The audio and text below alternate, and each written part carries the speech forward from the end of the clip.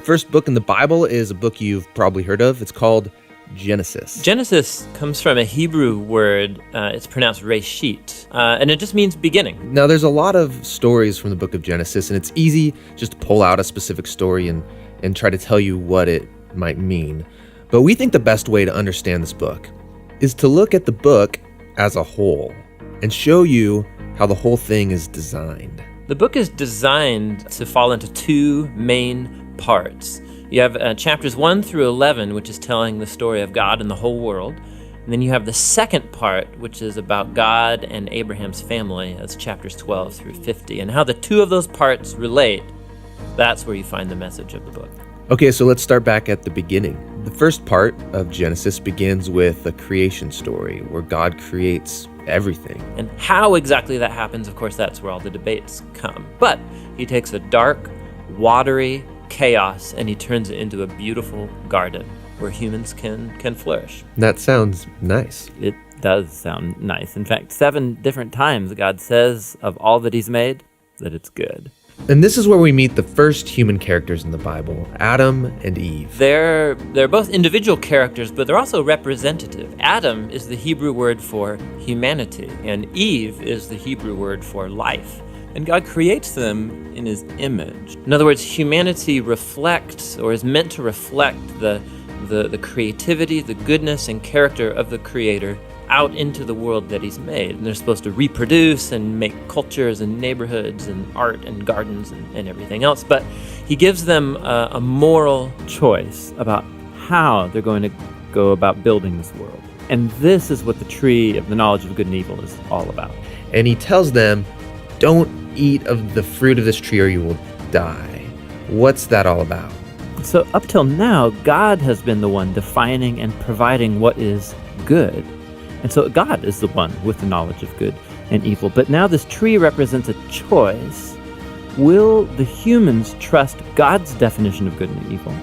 Or are they going to seize the opportunity and define good and evil for themselves? And Adam and Eve eat the fruit. This is the core biblical explanation for that concept of sin, that desire to call the shots myself. It's the inward turn of the human heart to do what's good for me and my tribe, even if it's at the expense of you and your tribe.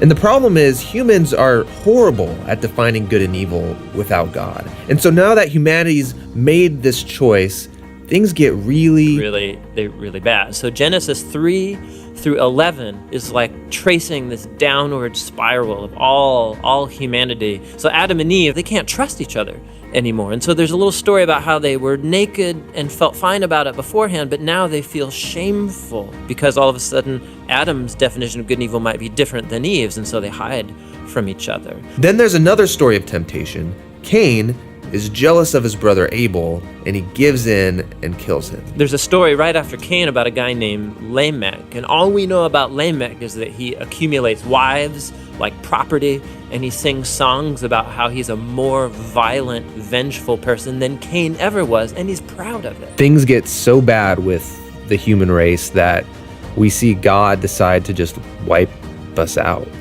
Yeah, we typically think of the flood story as about God being angry, but it actually begins with God's sadness and grief about the state of his world. And so out of his passion to preserve the goodness of his world, he washes it clean with the flood. But there's a glimmer of hope. He chooses Noah and his whole family, and he saves them on this boat.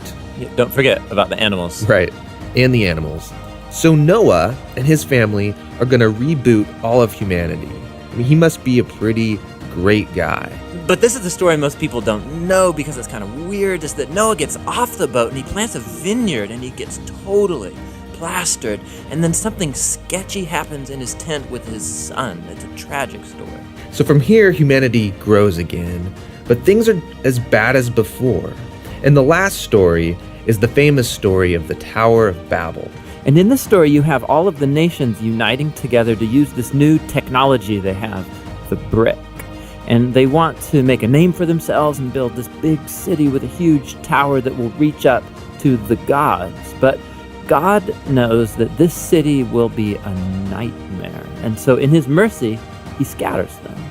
And all of these stories, they're underlining the same basic idea. When humans seize autonomy from God, when they define good and evil for themselves, it results in a world of tragedy and death. And this leaves you wondering, is there any hope for humanity? Yes, yeah, there is. It's the very next story that answers that question. It's the beginning of God's mission to rescue and restore his world.